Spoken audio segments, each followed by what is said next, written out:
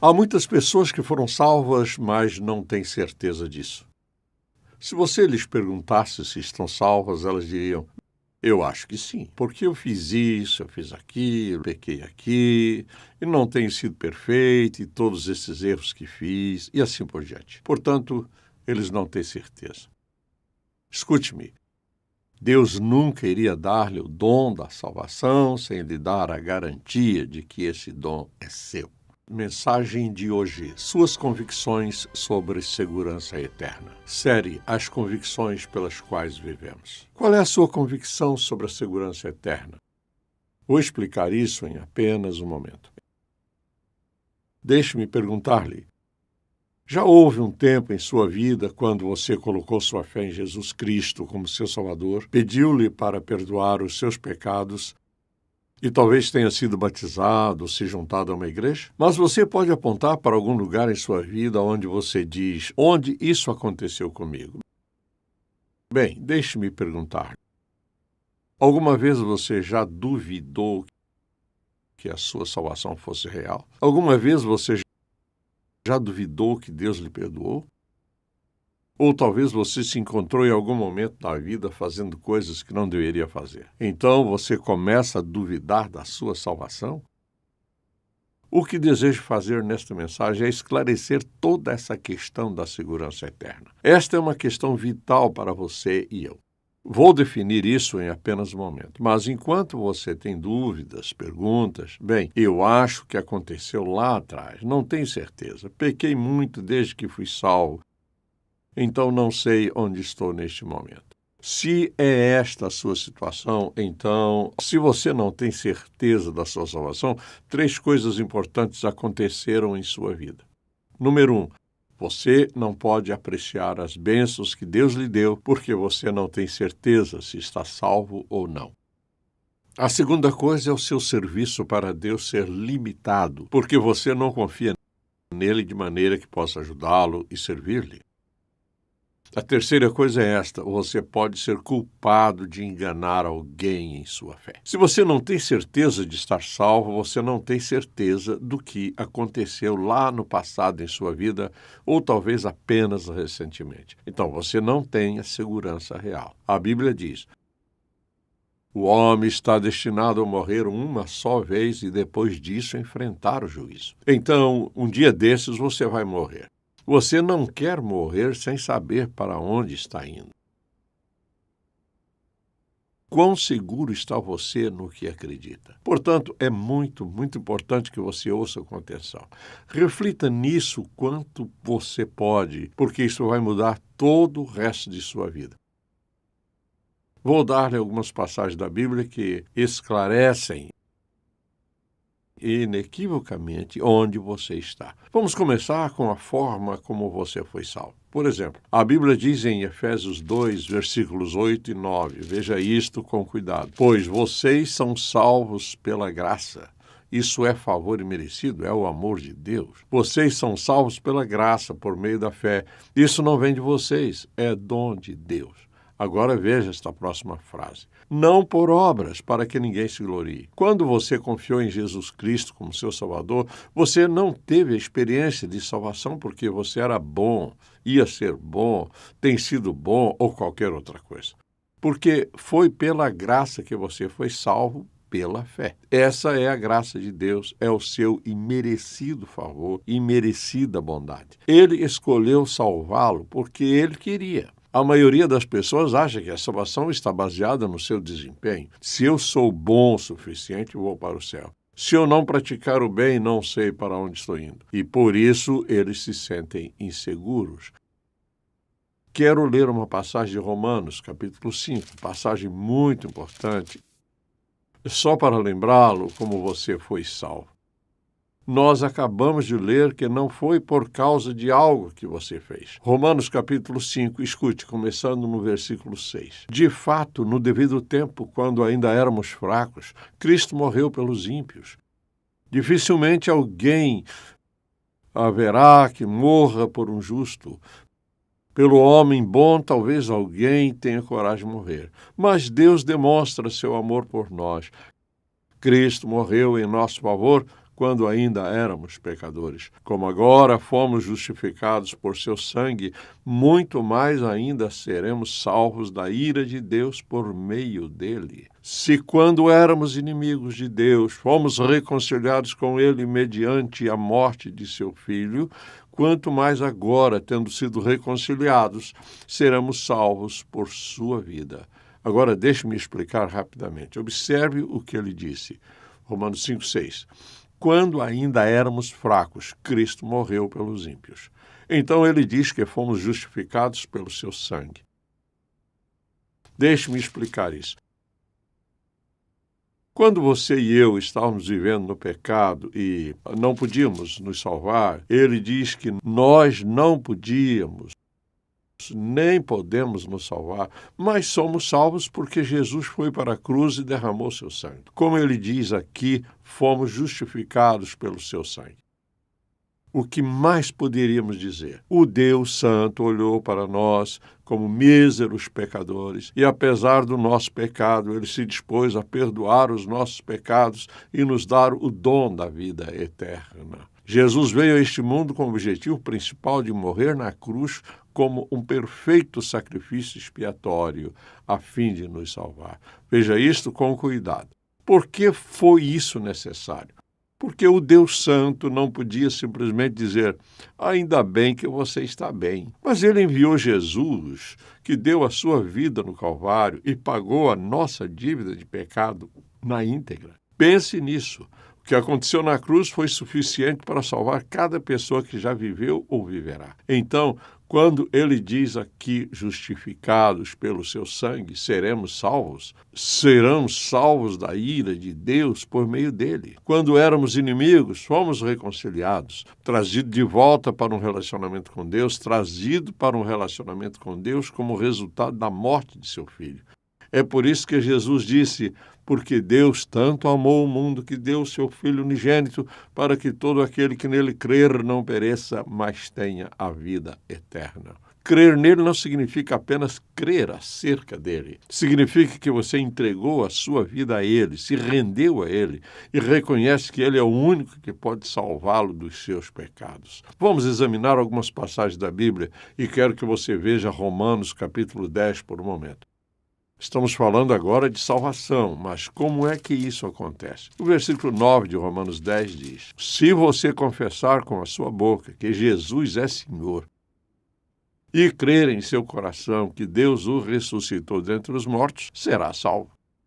Isso significa que você está disposto a concordar com Deus que, como resultado da morte de Jesus na cruz, ele está disposto a perdoar os seus pecados se você confessar com a sua boca que Jesus é Senhor e crer em seu coração que Deus o ressuscitou dentre os mortos. Significa isso que você acredita que ele foi para a cruz, derramou seu sangue em pagamento do seu e do meu pecado e levantou-se dentre os mortos para provar ao mundo que o Pai aceitou o sacrifício oferecido pelo pecado do homem. Você conseguiu tudo isso? Ok, então isso é salvação. É assim que Deus nos salvou. Ele não nos salvou com base em nossas boas obras. A Bíblia diz que ele nos salvou pela misericórdia dele. Então, todos nós que somos salvos, fomos salvos como resultado da nossa confissão de que o Senhor Jesus Cristo é o nosso Salvador pessoal, a quem confessamos nossos pecados e entregamos nossa vida. Agora, é a eternidade que incomoda algumas pessoas, porque há muitas pessoas que foram salvas, mas não têm certeza. Se você lhes perguntasse se estão salvas, elas diriam, bem, eu acho que sim. Mas por que você acha que sim? Porque eu fiz isso, eu fiz aquilo, eu pequei aqui e não tenho sido perfeito, e todos esses erros que fiz, e assim por diante. Escute-me.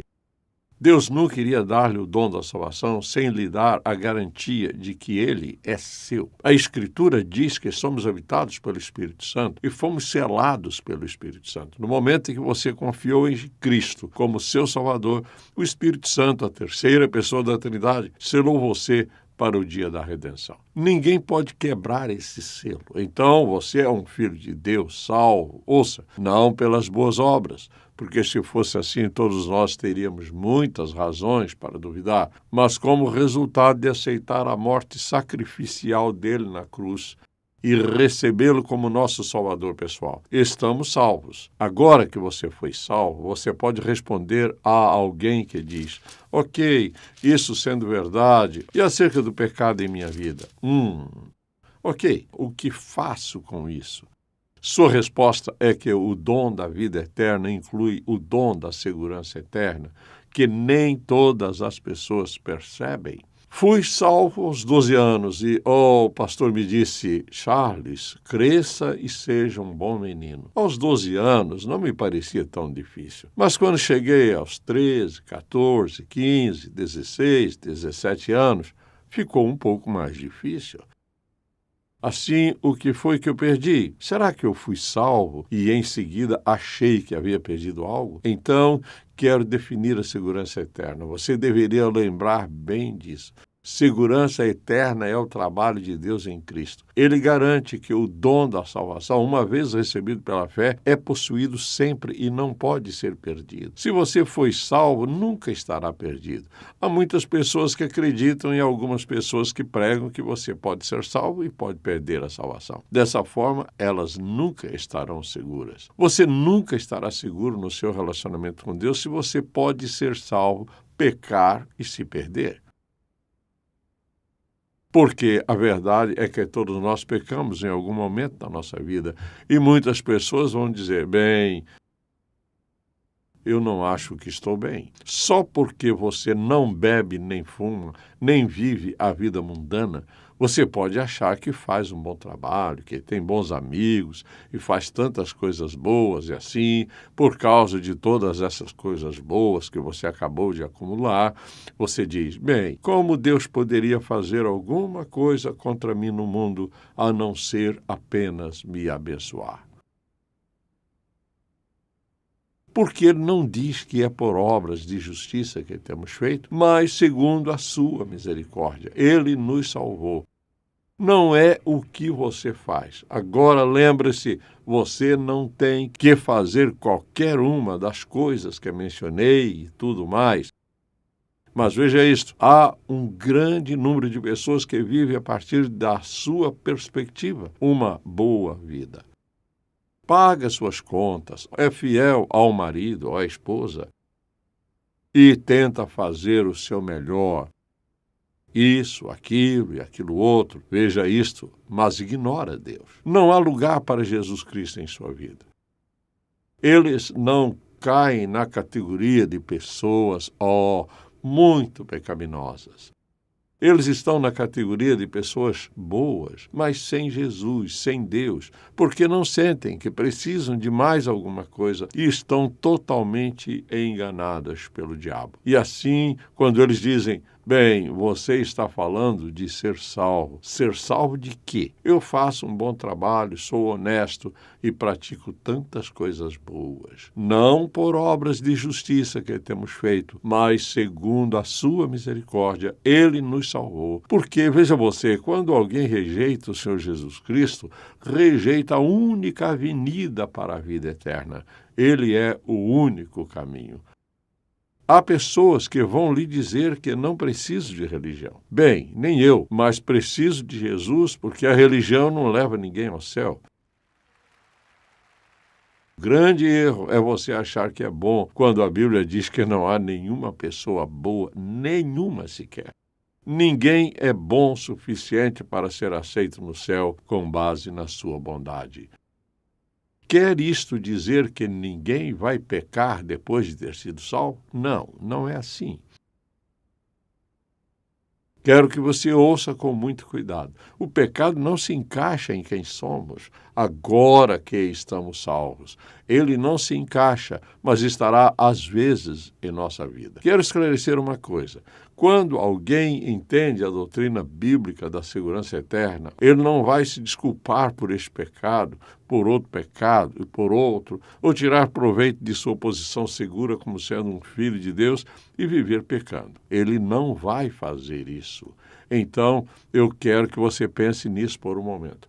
Vamos para a primeira carta de João. Vamos para o primeiro capítulo dessa primeira carta de João. Não se trata do evangelho dele. Esta é a primeira João, quase no final da Bíblia. Ouça o que ele diz, capítulo 1, versículo 7. Se, porém, andarmos na luz, como ele está na luz, temos comunhão uns com os outros, e o sangue de Jesus, seu Filho, nos purifica de todo pecado. Se você e eu somos salvos, o sangue de Jesus Cristo está continuamente nos purificando de todo pecado. Está claro na minha Bíblia ao afirmar que o sangue de Jesus purifica. O tempo verbal é o presente contínuo, que significa ação habitual contínua. Continuamente nos purifica. Agora veja isso. Se afirmarmos que estamos sem pecado, enganamos a nós mesmos e a verdade não está em nós. Agora ele está escrevendo para os cristãos. Veja isto. Se confessarmos os nossos pecados, ele é fiel e justo para perdoar os nossos pecados e nos purificar de toda injustiça. Se a minha salvação fosse condicionada a qualquer coisa que eu faço, isso nem estaria na Bíblia. Se confessarmos os nossos pecados, ele é fiel e justo para perdoar os nossos pecados e nos purificar de toda injustiça. Tudo bem, vamos manter a leitura. Se afirmarmos que não temos cometido pecado, fazemos de Deus um mentiroso e a sua palavra não está em nós. Bem, nós nunca diríamos que não temos pecado. Tudo bem, olhe no 2º capítulo, versículo 1 e 2. Meus filhinhos, escrevo-lhes estas coisas para que vocês não pequem, escrevendo aos crentes para que não pequem. Se, porém, alguém pecar, temos um intercessor junto ao Pai, Jesus Cristo, o justo, aquele que age em nosso favor, um advogado. Como se você fosse a julgamento. Você precisa de um advogado para ajudá-lo. Temos um intercessor junto ao Pai, Jesus Cristo, o justo. Ele é a propiciação ou o sacrifício pelos nossos pecados, e não somente pelos nossos, mas também pelos pecados de todo o mundo. Assim, se uma falha aqui e outra ali pudesse quebrar a sua segurança, este texto não estaria na Bíblia. Ele está dizendo que não é da vontade de Deus que você peque, mas se você peca e quando peca faz o que ele diz, ou seja, o confessa e pede perdão, você está perdoado. Se nós confessarmos, ele é fiel e justo. O que significa justo? Justiça é outra palavra para justo. Por exemplo, escute, como é que um Deus santo justifica e perdoa todos os meus pecados? Se ele é santo e eu sou pecador, como ele faz? Como é que Deus me justifica? Ele me justifica porque enviou seu Filho unigênito, um membro da Trindade, o Santo Jesus, como um sacrifício vivo na cruz. O derramamento de seu sangue, que expiou todos os pecados de toda a humanidade, em todo o caminho de volta até Adão e avançando até a última pessoa que já nasceu. Como é que Deus, sendo santo, justifica aqueles de nós que são pecadores? Porque Jesus já pagou o preço de nossos pecados e a justiça dele nos é creditada quando confessamos os nossos pecados a Ele e os confessamos tendo como base o fato de que Jesus Cristo morreu na cruz por nossos pecados e expiou os nossos pecados e, portanto, a minha confissão a Ele, a minha aceitação dele como meu Salvador me justifica diante de Deus. Então, olhe para isto. Quando você foi salvo eternamente. Como você é salvo? Pelo sangue de Jesus derramado. Como você se mantém salvo? Pelo sangue de Jesus derramado. A minha salvação não está em questões, uma vez que confio em Cristo como meu Salvador pessoal. Assim, o pecado é um problema que todos nós temos de enfrentar. Cabe a nós simplesmente decidir se queremos viver uma vida santa ou não. Você pode viver uma vida santa, uma vida piedosa, porque você tem o Espírito Santo habitando em você. Mas se você pecar, ele diz aqui o que você tem que fazer. Se volte para Hebreus, capítulo 12, por um momento. Vamos olhar para esta passagem, para todos esses versículos juntos. Então, Hebreus, capítulo 12, ouça o que ele diz, começando no versículo 5. Vocês se esqueceram da palavra de ânimo que Eles lhes dirige como a filhos: meu filho, não despreze a disciplina do Senhor, nem se magoe com a sua repreensão. Veja isto com cuidado. Meu filho, não despreze a disciplina do Senhor, nem se magoe contra a sua repreensão. Condenado por ele. Pois o Senhor disciplina quem ama. Você recebeu essa palavra?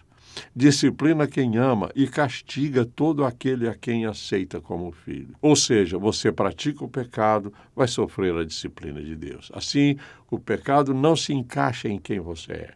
Alguém poderá dizer: ok, você está me dizendo que, sendo eu salvo, posso continuar salvo se cometer pecado? Claro, você pode, mas ele vai castigá-lo e vai puni-lo. Em outras palavras, quando as pessoas pensam que estão se afastando de Deus, por vezes achamos que essas pessoas estão passando por dificuldades. Você não pode julgar as pessoas pelo que está acontecendo com elas, necessariamente. Mas há pessoas que estão passando por dificuldades e, escute, estão debaixo da amorosa e pura, mas forte e dolorosa disciplina do Deus Todo-Poderoso. Ele diz: não pratiquem o pecado. Se fizerem isso, poderão esperar que a mão de Deus venha sobre vocês. O que eu quero que você veja é que, se você está realmente salvo, verdadeiramente salvo, você está salvo para sempre. Que tipo de vida você está vivendo? Uma vida santa, uma vida consagrada, uma vida justa, e não apenas boa, mas uma vida piedosa? Se você não fizer isso, você pode pedir a Deus para perdoá-lo, e ele vai perdoá-lo. Agora, veja isto cuidadosamente. O tipo de castigo que você receberá, bem como a sua duração, dependerão da natureza do pecado cometido. A disciplina, o castigo que vem sobre os crentes desobedientes a Deus, depende da natureza do pecado. Quanto tempo você o pratica e o grau em que você o praticou. Ninguém fica afastado de Deus por causa do pecado. Você diz: bem, eu sei assim e assim. Não, você não sabe. Você não sabe. Se uma pessoa é salva e desobedece a Deus, vai ser castigada. Deixe-me perguntar-lhe isto, e estou levantando minha mão. Quantos de vocês já se sentiram castigados? Agora não faça isso, pois a disciplina vem. Em outras palavras, esta verdade é para todos nós que fomos salvos. Agora, se você não está salvo, Deus vai apenas deixá-lo viver no passado, mas você estará perdido. É o que a Bíblia diz. O homem está destinado a morrer uma só vez, e depois disso enfrentar o juízo. E quando você morrer sem Cristo, você vai ser eternamente separado de Deus. Quando você confia em Cristo como seu Salvador, você estará eternamente seguro. Desobedecê-lo, castigo, disciplina.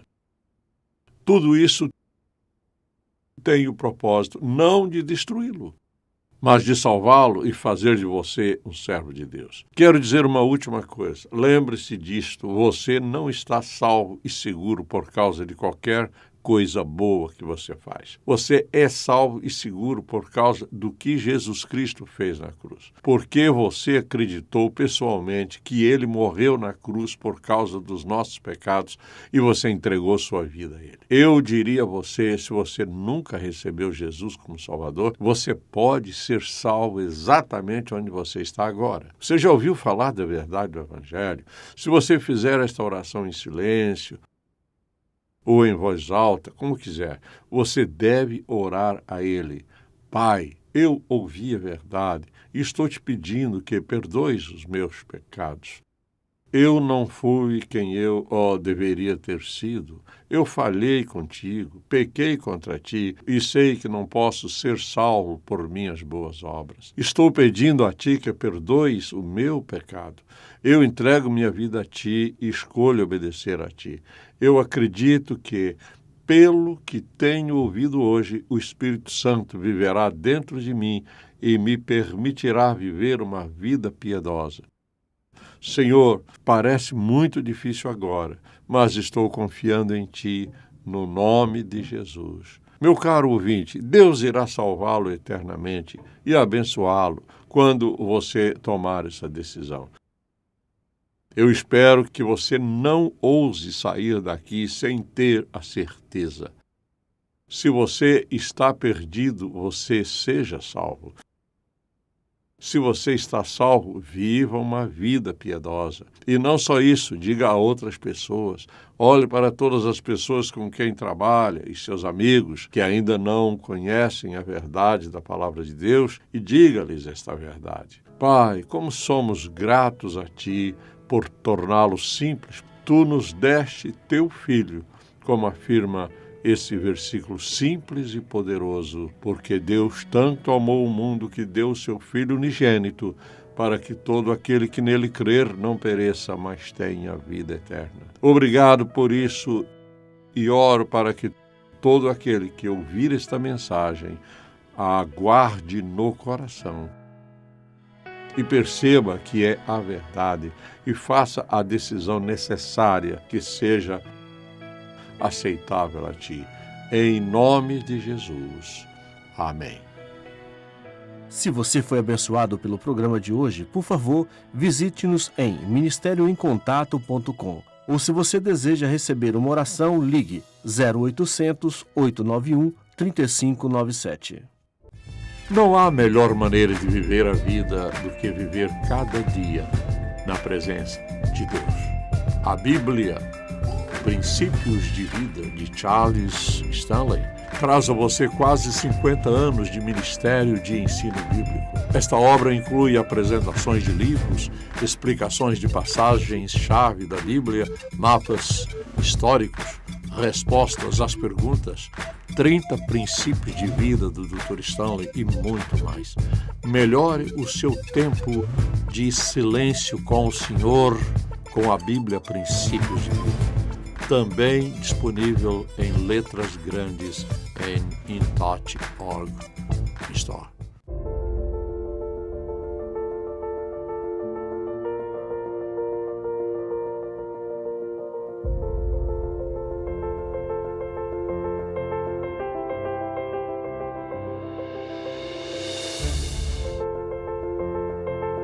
O Senhor diz, eu o instruirei e o ensinarei a andar no caminho que você deve seguir.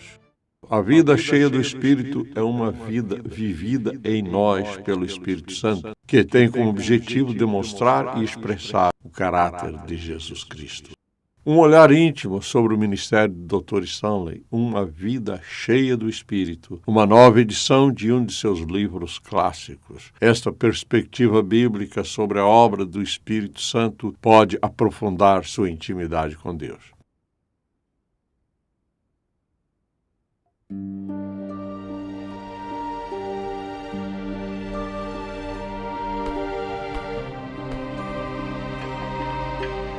Você valoriza a escolha de Deus o suficiente para esperar? Tocando o mundo com uma paixão por Deus e compaixão pelas pessoas. Em Contato com o Dr. Charles Stanley. É uma produção da InTouch Ministries, Atlanta, Geórgia, Estados Unidos. Este programa só é possível pela graça de Deus e a fidelidade de nossos parceiros de ministério ao redor do mundo.